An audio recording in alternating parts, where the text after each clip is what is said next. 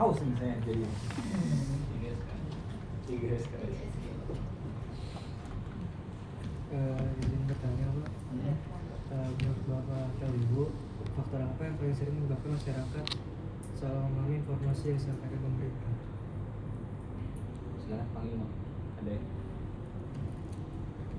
Bu. Nia. Bu Nia. Enggak. Menyebabkan masyarakat salah memahami. Tadi sebetulnya udah disampaikan ya sama Pak Humas. Jadi pada dasarnya untuk penyampaian dari kalimat, dari apapun itu ya maksudnya dulu. Jadi seperti yang barusan aja disampaikan ya, titik koma aja bisa merubah makna dari satu pernyataan ya kan, dari satu pernyataan. Jadi faktor-faktor itu ya kita sebisa mungkin menyesuaikan bahasa apa yang baik gitu kan, yang sekiranya maksudnya gini, seketika pimpinan salah mengungkapkan, atau bukan salah sih, keplintut lah ya istilahnya, keplintut atau sedikit ini, semua orang tidak sama persepsinya gitu kan, dalam menyampaikan sesuatu, dalam menangkap sesuatu. Jadi dalam hal ini mungkin tugas kami yang menjadi jembatan untuk menyampaikan, meluruskan apa sih yang dimaksudkan dengan pimpinan, sama pimpinan.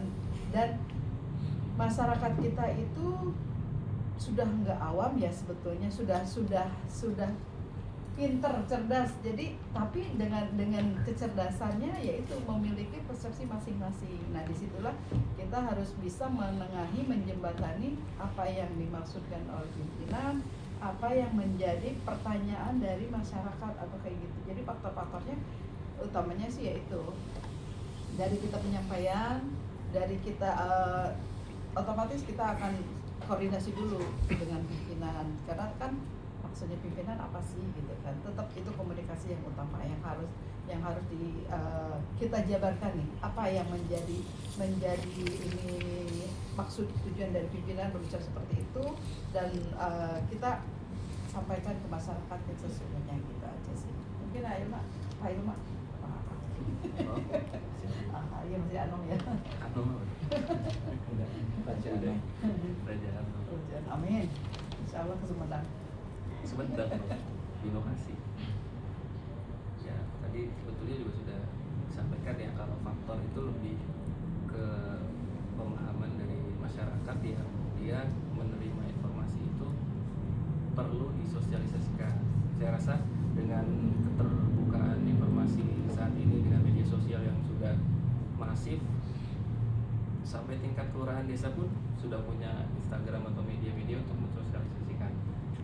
Seperti program yang baru kemarin Senin itu kami mendengar, saya lihat beberapa teman-teman yang di kelurahan juga posting, artinya informasi ini masyarakat semua sudah hampir melek digital.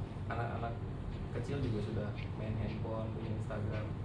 Informasi itu sepertinya sudah tersampaikan.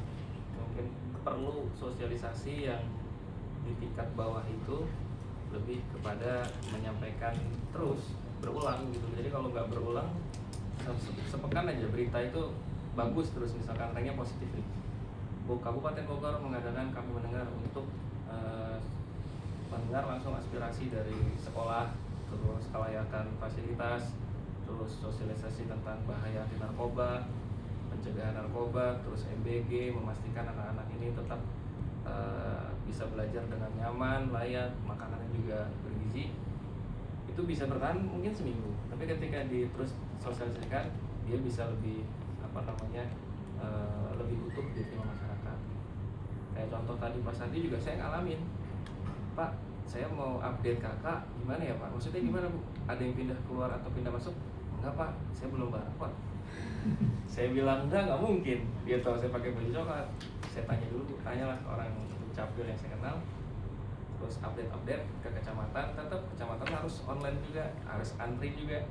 Nah itu cara menyampaikan ke masyarakat kan kadang-kadang perlu diksi-diksi yang tadi Pak Sandi. Kalau bilang gini, akhirnya coba dulu Bu, nanti ke kecamatan, nanti arahannya seperti apa.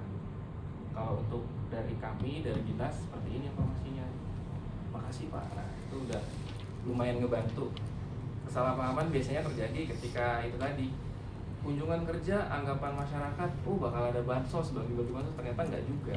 Padahal pas kemarin saya mendampingi Pak Asmin, beliau sama kepala sekolah SMP 2 Ciomas langsung menuju ke titik toilet siswa. Terus dari Bu Kabak, Mas Irma tolong difotoin, mungkin bisa buat laporan ke pimpinan. Nah itu baru tuh, toiletnya ada 6 meter kali 1, ada 5 toilet. Nah itu perlu perbaikan atap. Nah seperti itu, terus tanya lagi jumlah guru, kekuatan guru honor berapa, PNS berapa, terus fasilitas yang ada seperti apa. Dan dengan seperti itu harapannya memang tadi memastikan langsung dari sumber. Kadang-kadang kalau dari distrik kan sudah berlapis, sekolah belum ke korwil di kecamatan, lebih lama gitu Bu. Nah ketika ada kami mendengar program ini, saya rasa juga dari Pak Bupati dengan tim-tim media sosial beliau juga sudah lebih banyak memposting hal seperti itu Pak. Jadi ngebantu kami juga dari sisi ASN di Kabupaten Bogor, terutama di humas protokolnya juga ya. Kita mbaknya seperti itu. Jadi mungkin kesimpulannya asimetri informasi. Jadi ya wajar karena contoh kemarin kan waktu Hari Jadi Bogor ke 54 kemarin itu kan Pak Bupati mau ngadain acara di Malasari. Malasari itu ujung Kabupaten Bogor yang berbatasan dengan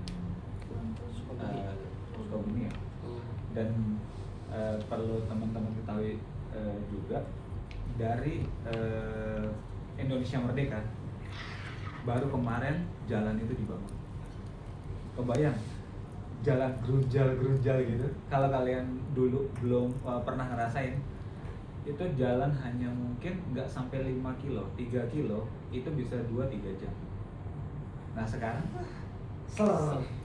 nah itu yang kayak gitu-gitu. Kalau misalnya informasi yang tersampaikan akan ada perayaan Hari Jadi Bogor di ujung, orang ngapain sih buang-buang duit? Nggak kayak gitu. Jadi banyak hal yang akan dilakukan di sana, contoh pembangunan jalan, terus juga pasti UMKM di sana kan bangkit kan, karena di sana juga banyak layanan-layanan yang akan diberikan langsung, kayak layanan kependudukan, layanan kesehatan, semuanya itu langsung bareng gitu. Jadi sekarang nggak Cibinong deh, jadi benar-benar di ujung-ujung pun diperhatikan gitu. Nah itu yang makanya tadi memang ada gap ya, karena ada asimetri informasi, karena mungkin kita yang punya informasi belum sampai, jadi orang kadang miring dan yang sampai jadi negatif aja gitu. Dan ini juga ada nih bagaimana cara penggunaan bahasa yang terlalu formal. Jadi gini, dulu waktu awal saya gabung di konseptor ya, penulis naskah itu ada senior kita lagi ya, Iya, yang banyak koleksi saya. Saya kebetulan karena kita dulu dari LIPI ya, yang bahasanya banyak pakai bahasa Dewa, bahasa baku. Jadi saya pakai banyak bahasa, contoh mengejawantahkan dan sebagainya. Kayaknya itu nggak umum dipakai gitu loh. Nah itu banyak dikoreksi yang hal-hal yang kayak gitu. Jadi lebih down to earth lah kata-katanya. Jadi lebih banyak dimengerti. Itu juga menjadi pembelajaran yang penting, karena komunikasi yang baik adalah komunikasi yang sampai kan ke komunikan gitu. Jadi orang yang kita sampaikan informasi itu ngerti gitu loh. Intinya udah itu aja gitu loh.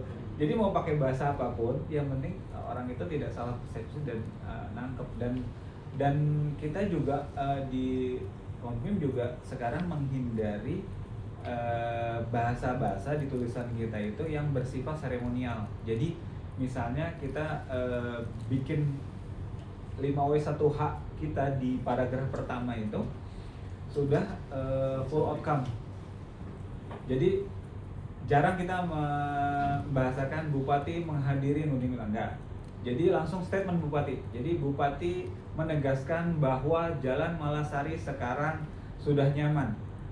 Ini dikatakan saat Bupati bukan menghadiri, saat berkunjung ke Desa Malasari waktu hari raya waktu HJB gitu loh. Nah itu hal-hal yang kayak gitu yang kadang juga bisa mengubah angle yang lebih positif gitu loh. Jadi kita full outcome gitu. Judul-judul dari artikel berita yang kita bikin juga kita jauh dari, kita upayakan jauh dari seremonial gitu. Itu yang kadang kita upayakan terus gitu. Dan yang juga kita juga punya berbagai kanal. Jadi saya pernah dulu nanti mungkin kalau untuk monitoring media efek dari itu mungkin bumi yang ngejelasin, tapi saya coba ngasih gambaran waktu itu. Saya coba pakai program yang gratis sebulan, Brand24 udah pernah dengar yang untuk monitoring media. Nah itu ternyata begitu kita collect data, banyakan dari TikTok di Bogor Barat. Nah kita awal ya kita punya persepsi bahwa Instagram itu adalah platform yang paling keren gitu kan. Tapi ternyata nggak kayak gitu loh. Persepsi kita harus diubah. Jadi mungkin ketika kita mau menjangkau yang image-nya lebih bagus dan sebagainya, mungkin Instagram. Tapi menjangkau orang yang lebih banyak lagi mungkin TikTok gitu loh. Jadi menggunakan bahasa-bahasa yang lebih familiar dan sebagainya dengan channel yang lebih membumi gitu loh. Dulu awal-awal juga di temen-temen di humas pemerintah, ngapain sih TikTok? Oh cuma joget-joget doang. Ternyata enggak, sekarang bisa jadi salah satu penyampaian informasi gitu loh.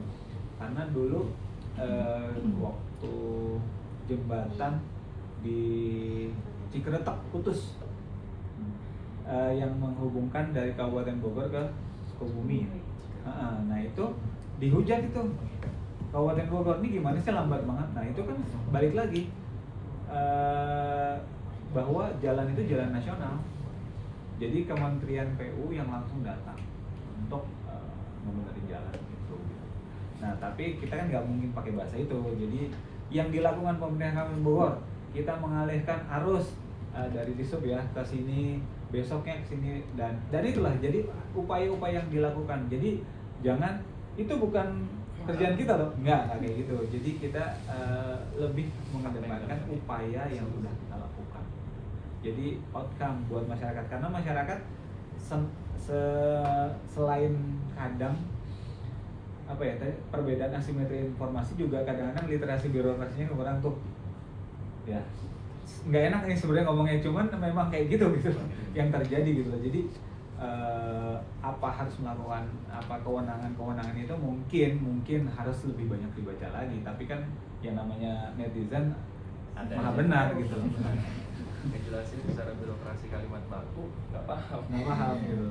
Intinya apa yang dilakukan aja gitu. Jadi kita sudah melakukan ini dan ini.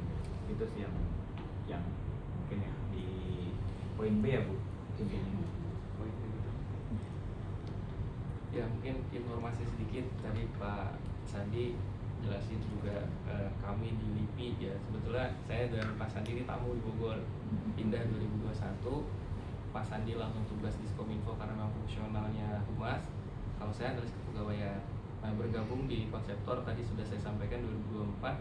Baru bergabung 2 bulan langsung diajak acara humas di Semarang. Nggak kebanjiran. Kalau kebanjiran si Nabil ikut acara kebanjiran dia ngerobok-robok. Ya artinya ketika saya menghadiri acara-acara dari humas, memang PR itu sangat-sangat strategis fungsinya di baik di pemerintah maupun di swasta. Yang repot memang tadi ketika ada pimpinan yang disalah paham di di masyarakat, entah kalimatnya dipelintir atau apa. Nah, kami tugasnya itu PR buat naikin lagi, posisiin lagi. Nah, tim kami di Kompim kehadiran di saat pimpinan ada dengan merekam terus menulis berita itu juga menjadi backup bahwa ketika ada yang mau dipelintir, kita punya rekaman. Oh, Bapak nggak ngomong kayak gini kok. Ada kok rekamannya. Ada rekamannya gitu. Jadi kita harus tetap nempel ya. Tetap nempel. Sama wartawan juga nempel. Bahkan nggak nempel, beberapa tim banyak kenal wartawan minta doorstopnya. Bang minta doorstop, kok dapat duluan? Ya Pak, itu saling ini apa namanya, bukan sinergi ya, wartawan kan punya ini sendiri ya, sudut pandang sendiri. Karena tulisan-tulisan kita di siaran pers, di berita itu semakin kuncinya adalah kecepatan. Ketika kita nulis duluan, biasanya wartawan itu ngopi dari situ, dan kita senang karena apa? Berita ini nggak kemana-mana, framing jadi nggak ngalir kemana-mana gitu loh, dan mereka nggak perlu ada orang yang menjelaskan, jadi dia ngarang bebas ntar begini begini. Kita udah sampaikan situ data lengkap dan angle-nya. Bahkan kadang-kadang nih wartawannya kacau nih ya. Kita tuliskan biasanya di situ ada inisial nama beliau nih, NPS atau apa, atau Diskominfo, itu ke copy juga di website-nya dia. Padahal itu bawahnya kan caption yang nulis gitu. Itu di copy juga, saking malasnya itu ngapus gitu. Itu yang kadang-kadang, loh ini kan tulisan gua benar-benar di copy paste. Tapi nggak apa-apa, kita senang karena berarti informasi kita utuh. Utuh-utuhnya. Nggak dikurangin. Nah, itu keberhasilan kita. Kita malah senang, kita nggak akan komplain. Wah, alhamdulillah, di copy sampai ke penulis-penulisnya. Itu banyak terjadi. Mungkin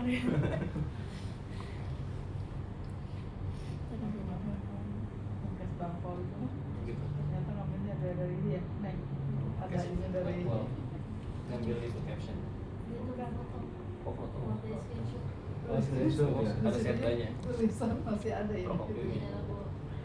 Bro, copy ini masih ada. Fotokopi Dokpin. bukan yang apa dari dia ngambil dari apa sih? Ya acara.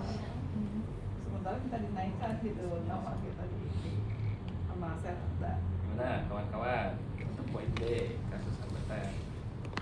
Kalau Pak Ibe tadi sudah ini kan ya, Mudah-mudahan Ci sudah terjawab ya. model itu apa tadi penyesuaian komunikasi berdasarkan karakteristik masyarakat sudah tersampaikan sama Pak Sandi tadi. Umas Iya. sangat kebantu saya mengganggu ngomong. Makanya beliau master banget buat Master. kami. Sangat sayang kalau beliau keluar gitu dari Bogor, dari Juki ke Bogor, jangan ke lagi. Udah bubar. Tunggu tanggal mainnya jangan sampai ke mana? Dinas mana? Saya khawatir Pak Sandi dilantik sama Bu Minta Hafid jadi staf ahli di Komisi. Ayo lanjut poin C atau gimana? Poinnya udah cukup belum? Udah cukup belum? Ada yang berita? Atau ada yang mau ditanyakan dulu? Dari C ada. Kalau yang nggak pakai ya, Alman Ada yang senior atau tanya gimana? lagi. Kalau sudah palu. Kirain pembinanya. Kita mau naik dong. Oh iya. Saya kira saya lagi ke Pancasila, saya kampus UP dulu juga. Iya. Sama. Pancasila. Kirain Joshua yang ujungnya. Dia bakal Ya, ada yang Oh, iya. ada yang tanya lagi? Udah pas. Udah cukup. sebetulnya poin 1, 2, dan 3 itu hampir sama ya ininya ya. Narasi kan. Hanya beda ini aja. Menindaklanjuti sebetulnya ini semua sudah terjawab sama Pak Humas nih sebetulnya mah ya. Karena kan pada dasarnya komunikasi yang utama, ya kan. Cara kita penyampaian itu karena satu sama lain, misalnya pimpinan maksudnya kemana, sementara masyarakat itu kan persepsinya pun mungkin kemana, kan itu yang harus diluruskan. Jadi satu-satunya ini ya komunikasi yang efektif, komunikasi yang jelas gitu kan, pada dasarnya emang gitu. Ketika ada kesalahpahaman informasi, ya berarti dikonfirmasi dulu, kemudian dalam pakai bahasa Ejawantah ya, diperjelas gitu kan, diinikan dengan bahasa sesuai dengan bahasa yang sekiranya kan mungkin budaya di kita juga masih ada ya. Budaya Bogor Barat gimana, budaya Bogor Timur gimana, seperti itu kan harus disesuaikan dengan karakteristik di daerahnya masing-masing gitu kan. Jadi apa yang dimaksudkan dengan apa sih ini pimpinan ataupun yang dimaksudkan dengan jangan sampai masyarakat menilainya negatif berarti harus diluruskan lah apa yang menjadi ini gitu sih. Jadi dari semua ini sebetulnya sudah terjawab kan sama apa saja penerapan tradisi kenapa? Iya. Kalau mungkin kalau yang ini ya Nomor 4 kayaknya bagus juga Pak, feedback-nya Pak. menurut Solusi. seberapa penting kemampuan berbicara. Jadi protokol sangat penting. Ini beliau jago nih kalau jadi MC. Jadi memang kalau untuk tim protokol ya, tim protokol di kami memang ada event-event tertentu yang memang kami yang meng-create protokolnya. Jadi protokol kita udah lengkap, ada perempuan, ada laki, ada acara resmi kecuali kondangan ya Bu. Kondangan. Nah itu mungkin public speaking yang seperti itu kalau untuk di protokol iya. Kalau kita kan ngetik naskah.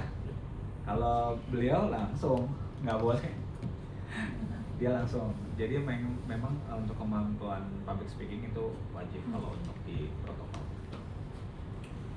Oh iya, dalam pekerjaan protokol benar-benar. Kalau untuk di Kompim dan Nopim masih di belakang layar ya, lebih ke publikasi, lebih ke medsos dan sebagainya. Kita nggak ngomong langsung kecuali reporter ya.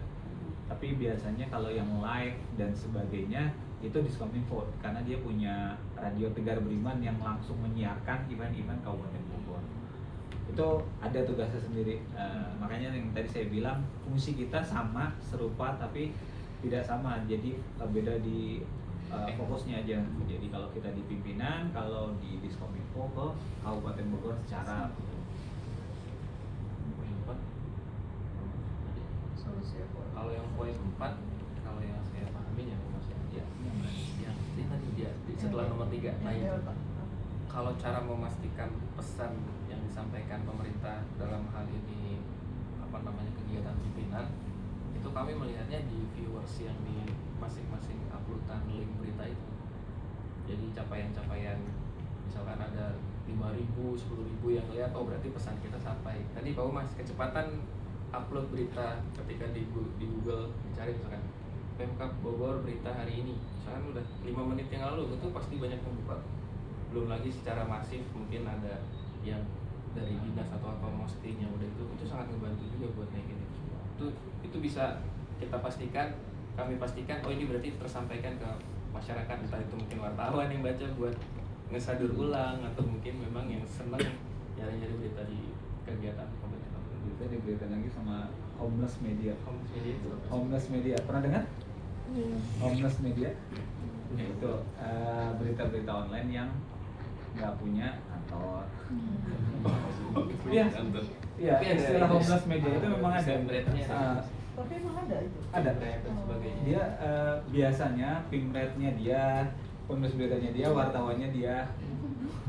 Dia cuma punya Produksinya linknya dia. doang. Banyak homeless media kayak gitu. Jadi biasanya dia mencari berita yang terkini. Nah itu yang saya bilang kadang-kadang begitu ngopi, Rangganya masih ada di bawah. Rangga nulis di sana sih. Iya itu yang kayak gitu lah homeless media. Jadi nanti mungkin PR buat kalian juga tuh cari ya homeless media itu apa. Terus monitoring media sama komunikasi krisis mungkin dipelajari lagi karena itu yang paling penting nanti ketika kalian terjun. Jadinya pekerjaan. Nggak salah kan saya milih dosen kan. Iya.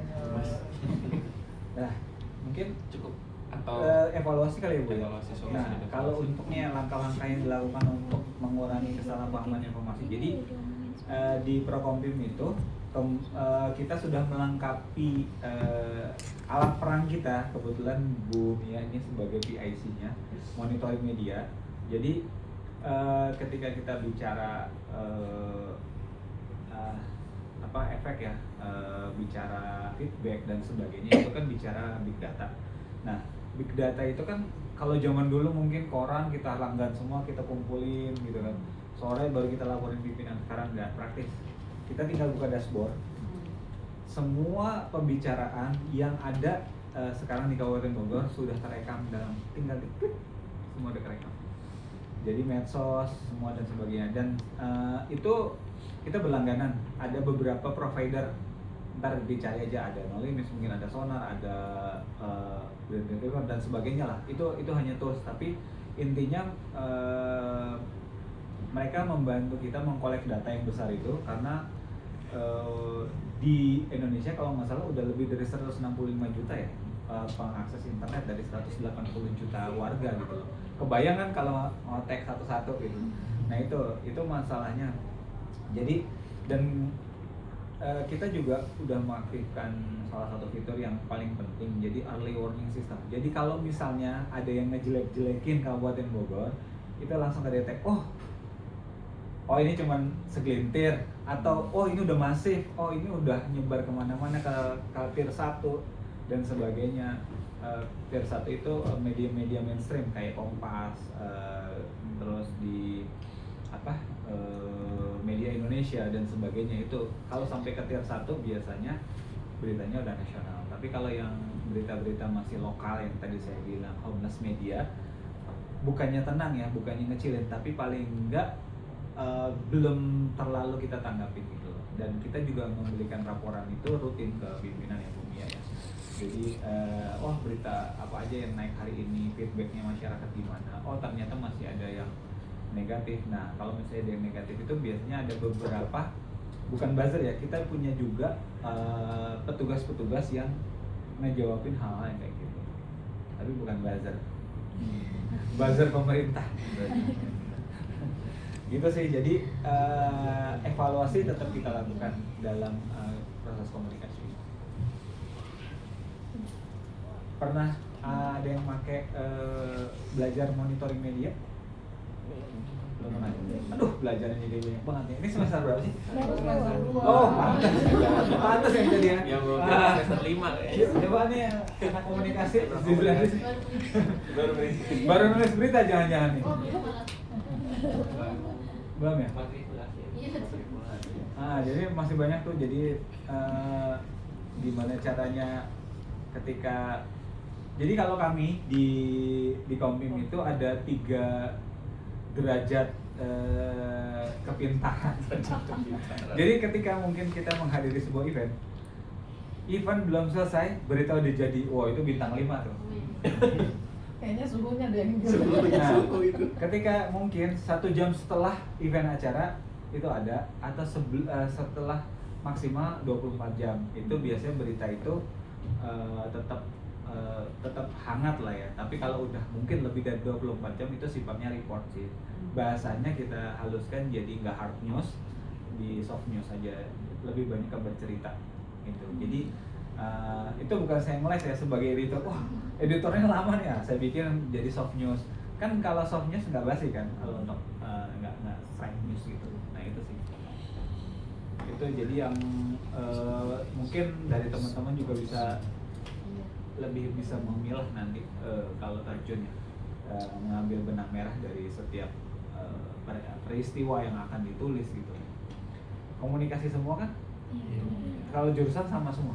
Satu kelas. Ini kegiatan UAS ya? Ini kegiatan apa?